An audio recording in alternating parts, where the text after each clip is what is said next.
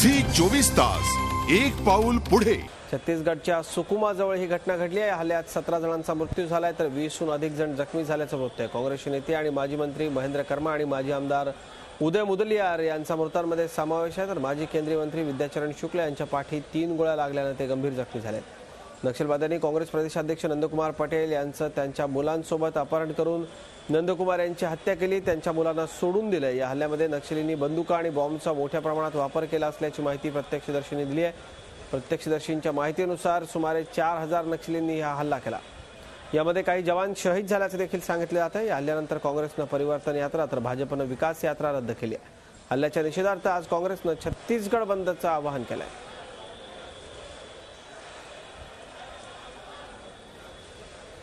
या हल्ल्याबाबत झी मीडियाने अधिक बातचीत केली आहे छत्तीसगडचे एडीजी मुकेश गुप्ता यांच्याशी। जानकारी तो अभी कवासी लखमा जी पहुंच गए हैं और बाकी लोगों की जानकारी भी मिल नहीं पाई है। एसपी वहां पहुंच रहे हैं, फोर्सेस रवाना हो गई चारों तरफ। आईजी पूरे कोऑर्डिनेट कर रहे हैं वहां से चारों तरफ से और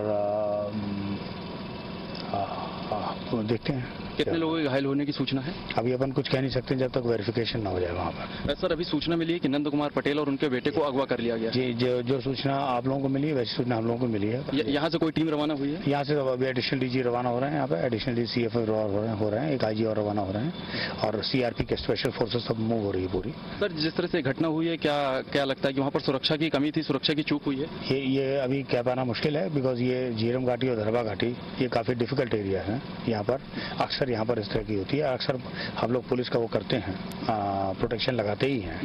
तो कितनी लगी थी क्या लगी थी ये तो निश्चित है कि सुकमा के पूरे क्षेत्र में वहां तक तो काफी सुरक्षा व्यवस्था थी। ये मैंने वेरीफाई कर लिया। योगी जी ने आरोप लगाया है कि वहां पर एक भी सुरक्षा का जवान मौजूद नहीं था जिस समय उनका हेलीकॉप्टर पहुंचा। और इस संबंध में कुछ कह नहीं सकता हूं बिना रिकॉर्ड की जांच किए हुए। हालांकि IG बस्तर ने मुझे बताया है कि सुकमा से उन पूरे क्षेत्र में व्यवस्था लगी थी। अब व्यवस्था जहां घटना हुई वहां पर व्यवस्था कितनी थी इसकी जानकारी मैं नहीं कह सकता हूं। ये IG से जांच करके या IG से जानकारी लिखी बताई जा सकती है।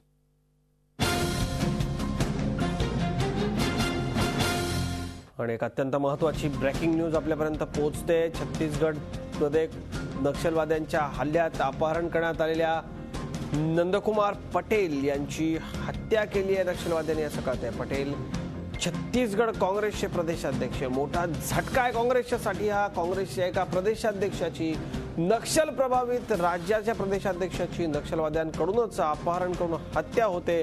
परिवर्तन यात्रेवरती इतका मोठा हल्ला होतो, अत्यंत धक्कादायक, तितकीच चिंताजनक आणि काळजीची ही बाब आहे। नंदकुमार पटेल हे छत्तीसगड काँग्रेसचे प्रदेशाध्यक्ष होते। काल हल्ला झाला त्यावेळी त्यांच्या मुलासह त्यांचं अपहरण करण्यात आलं होतं। काल संध्याकाळी त्यांच्या मुलाला नक्षलवाद्यांनी सोडलं, मात्र पटेल नक्षलवाद्यांच्याच ताब्यामध्ये होते। अखेर नक्षलवाद्यांनी पटेल यांची हत्या केल्याचं स्पष्ट होतं। अखिलेश हळवे आमचे प्रतिनिधी आपल्याबरोबर आहेत। अखिलेश, आपल्या विदर्भाला लागून हा सगळा भाग आहे। छत्तीसगडमधून बातम्या काय नेमक्या येत आहेत, काय ताज्या अपडेट्स आहेत? गडचिरोलीत रेड अलर्ट जारी केला आहे आणि गृहमंत्र्यांनी देखील आपल्या काळजी व्यक्त केली, पण आता सध्याची ही ताजी बातमी येते काँग्रेसच्या प्रदेशाध्यक्षांची हत्या झाली असं कळतंय।